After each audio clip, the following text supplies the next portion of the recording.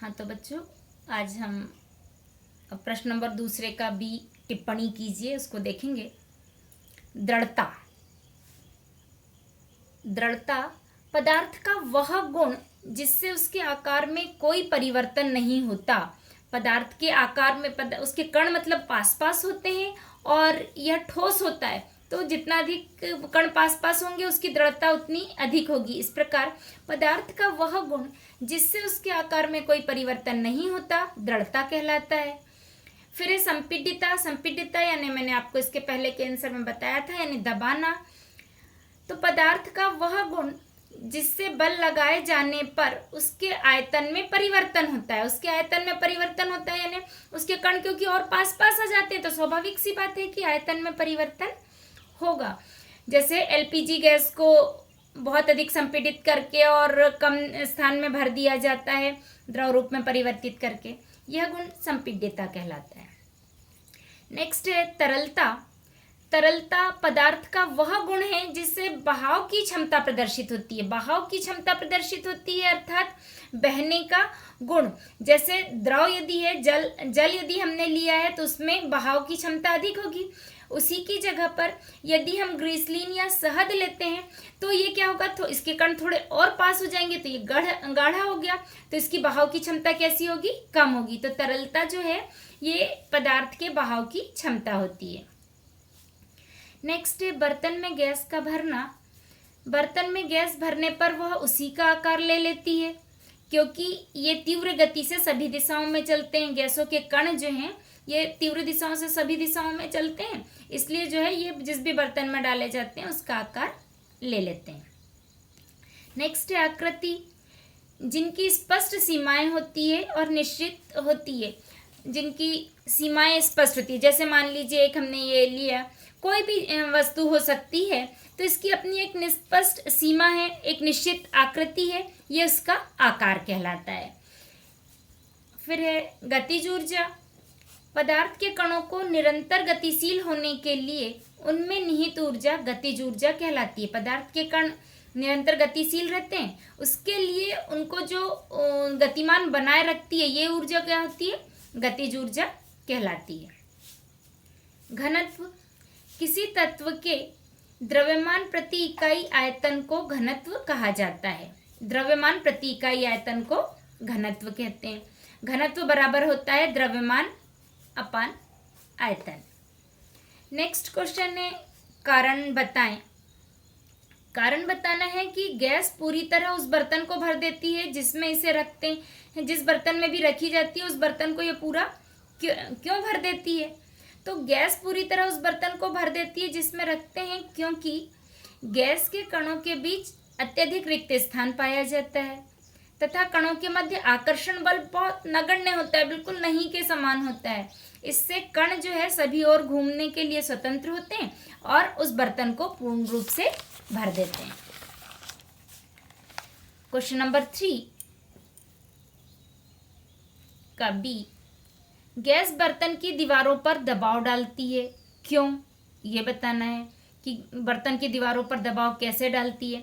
तो गैस जो है बर्तन की दीवारों पर दबाव डालती है क्योंकि गैस के कण सभी दिशाओं में गति करने के लिए स्वतंत्र होते हैं और वे बर्तन की दीवारों से लगातार टकराते रहते हैं। गैस के कण जो है सभी दिशाओं में गति करने के लिए स्वतंत्र होते हैं और वे बर्तन की दीवारों से लगातार टकराते रहते हैं। जैसे इसका एग्जाम्पल आप देख सकते हैं कि बलून जो है, फुग्गा, उसमें जब एयर भरी जाती है उसको फुलाया जाता है, तो कई बार जब हम ज़्यादा हवा यदि और फुलाने की कोशिश करते हैं तो क्या होता है, वो बस्ट हो जाता है, फूट जाता है। क्यों फूट जाता है, क्योंकि गैस जो है उसकी दीवारों पर, उसकी सतह पर चारों ओर से क्या कर रही है, दबाव डाल रही है, और जो दबाव जब बढ़ जाता है बाहरी वायु के दबाव से, तो वो फुग्गा जो है, वो बलून जो है वो फूट जाता है। तो इससे सिद्ध होता है कि गैस जो है बर्तन की दीवारों पर दबाव डालती है। नेक्स्ट है लकड़ी की मेज ठोस कहलाती है, क्यों। लकड़ी की मेज ठोस होती है ये तो हम सभी जानते हैं, हम बोलते हैं, पर क्यों ठोस कहते हैं हम उसको आखिर। तो लकड़ी की मेज इसलिए ठोस कहलाती है क्योंकि उसका आकार और आयतन हमेशा निश्चित होता है। और हमने ये ठोस की परिभाषा में बताया है कि जिनका आकार और आयतन निश्चित होता है ये कठोर और दृढ़ होते हैं। ये लकड़ी की मेज भी कठोर होती है, इसलिए इसे ठोस कहा जाता है। फिर थर्ड क्वेश्चन का डी, इसमें का कारण बताना है कि हवा में हम आसानी से हाथ चला सकते हैं, लेकिन एक ठोस लकड़ी के टुकड़े में हाथ चलाने के लिए हमें कराटे में दक्ष होना पड़ेगा, तभी ठोस लकड़ी को तोड़ पाएंगे। और नहीं तो हम सामान्य व्यक्ति जिनको कराटे में जो दक्ष नहीं है वो एक ठोस लकड़ी को नहीं हाथ से तोड़ सकते, उसमें हाथ नहीं चला सकते। तो वास्तव में हवा में आसानी से हम हाथ चला पाते हैं, क्योंकि हवा के कण जो है बहुत दूर दूर होते हैं और इनके बीच आकर्षण बल भी नगण्य होता है। इसलिए इस आकर्षण बल को तोड़ने के लिए हमें किसी स्पेशल अधिक एनर्जी की आवश्यकता नहीं पड़ती है, और ये कण दूर दूर होते हैं तो इनके बीच से हम आसानी से हाथ चला लेते हैं। लेकिन एक ठोस लकड़ी के टुकड़े में कणों के बीच आकर्षण बल बहुत अधिक होता है, और आकर्षण बल अधिक होगा तो कण क्या होते हैं, पास पास बंधे होते हैं, जिससे लकड़ी का टुकड़ा दृढ़ और कठोर होता है। अतः इसमें हाथ चलाने के लिए कराटे में दक्ष होना पड़ता है, क्योंकि इतने कठोर में और कण जो हैं इसके पास पास बंधे हुए, इसको तोड़ने के लिए अधिक ऊर्जा की आवश्यकता होती है। और ये शक्ति कहाँ से है कि जिसको कराटे आता है तो वो इसे तोड़ने में दक्ष होते हैं।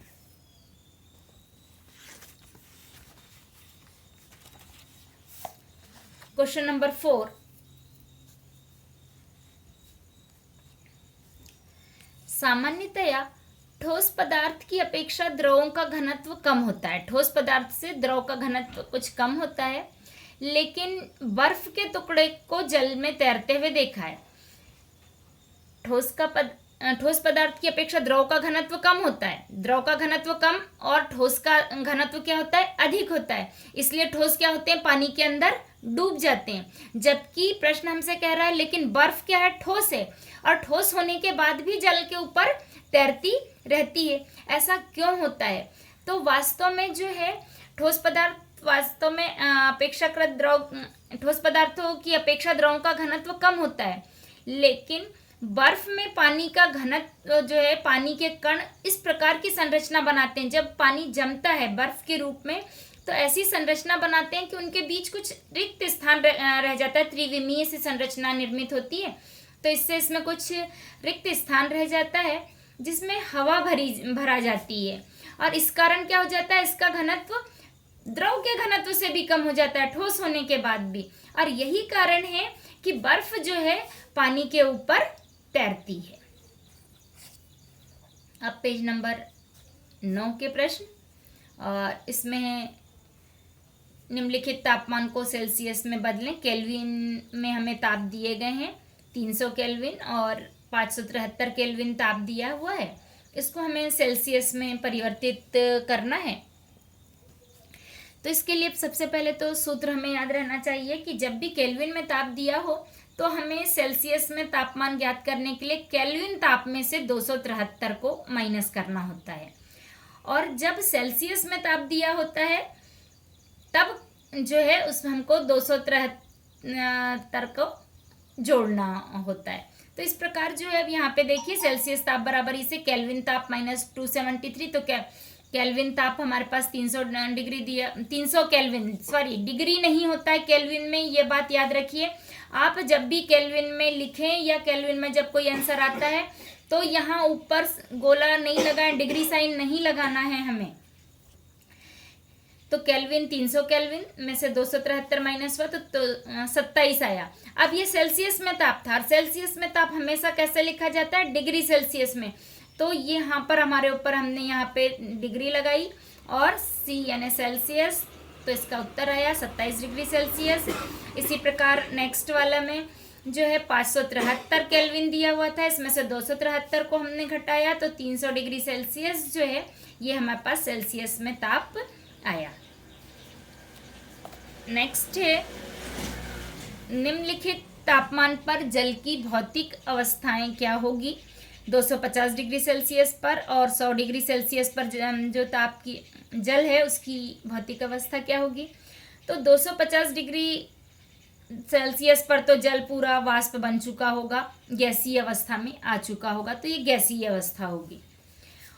लेकिन 100 डिग्री सेल्सियस पे, 100 डिग्री सेल्सियस जल का जो है बॉइलिंग पॉइंट भी है, क्वथनांक है।